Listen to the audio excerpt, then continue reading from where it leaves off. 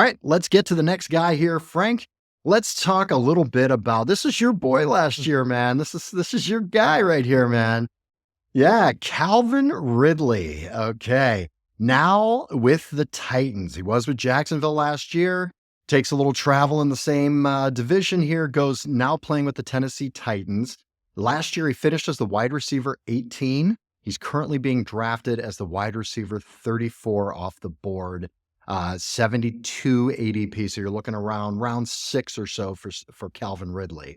All right, lay it out for me, brother. John, Calvin Ridley, the Riddler, was one of my champions last year. And, he was off to kind of a good start and then died and then came back and he was kind of all over the place. But at the end of the day, the Riddler got paid, baby. He got paid a 4-year, $92 million, $50 million guaranteed for the Titans, which is just shocking, but good for you, man. Get your money when you can. What's interesting, John, is he's going to be playing alongside of that of D-Hop, which is, get healthy, man. We need you to get healthy. That way you're performing at a high rate. For those of you who don't know, D-Hop got a little bit injured in camp. He's looking to be back in a couple weeks, but still definitely a hit to the offense. But with that being said, he'll be playing alongside D-Hop, Traylon Burks, another new face in a new place with that of Tyler Boyd. And then obviously they have Tony Pollard, Tajay Spears, Chig, right? So, John, this is a really kind of an interesting offense. This is a pretty bolstered offense from what they had last year. Will Levis will be leading the helm. And when you start looking at what Calvin Ridley did for the Jags, John, when we were just talking about the ADOT, right? Let's talk about some stats here. When we were talking about the ADOT with that of Stefan Diggs with a 7.4, the ADOT, the average depth of target for that of Calvin Ridley was 7.5 yards. And Calvin Ridley still was underperforming in comparison to Diggs. So really interesting there. But he ended up having 136 targets, big time target share, 76 receptions, 1,016 yards receiving, and 8 touchdowns. John, you mentioned it when we were just talking about Stefan Diggs. What you think he could probably do, you're basically describing what Calvin Ridley did last year. So that is a really good mindset when you're drafting guys to think about, okay, what did Calvin Ridley do? If you had him, you knew the frustration, you knew some of the issues going on.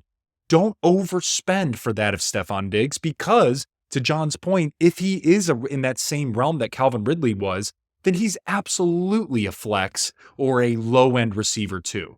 And that was strictly just because, there wasn't good synergy between him and Trevor Lawrence as well as what everybody thought there was going to be.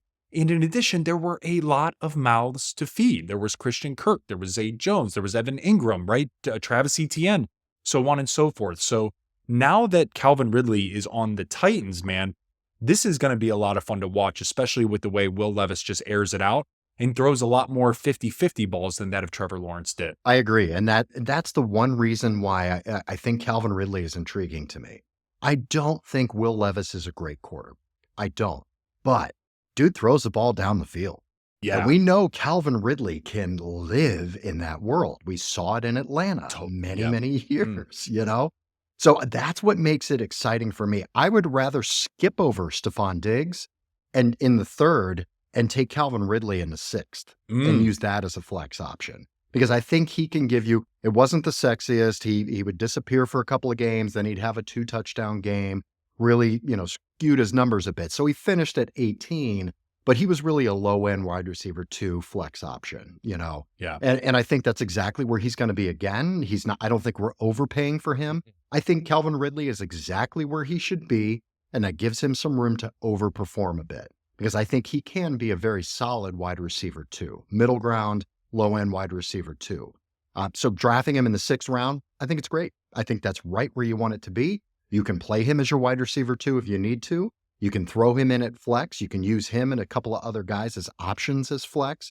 But I like him a lot more because of the price tag and because that's probably his floor. Yeah. Where he performed last year is probably his floor. It's probably very similar to where he's going to perform this year.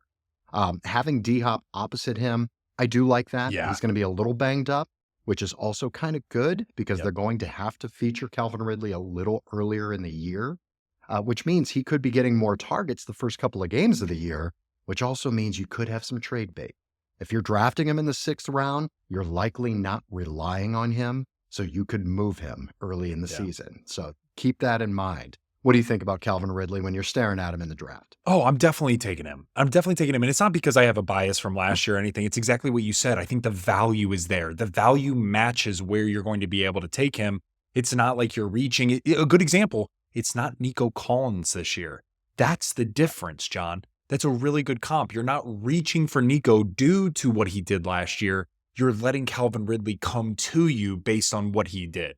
Big difference. The other key call out is that when looking at Stefan Diggs and Calvin Ridley, I want to make one more comparison here. Stefan Diggs finished as receiver 10 in half PPR, right?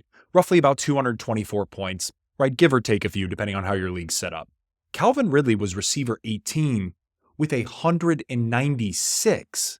So we're talking less than 30 points between the number 10 and the number 18. Guys, that's not a lot. That's one game. That's one Tyreek Hill game. That's one Justin Jefferson game. That's one Puka game, right? At this point. And so there's not, to your point, John, and it just breathes the way it's the reason why I say what I'm saying and the way I'm saying it is because it adds to, are you willing to take that of Stefan Diggs or wait to that of Calvin Ridley? And what is the difference between the two in terms of value? I think Calvin Ridley's is much higher in that sense when you compare those particular statistics. It's very important. It doesn't matter if we like the guy. It depends on how much you're paying for the guy. That's right. That's going to make the whole decision for you.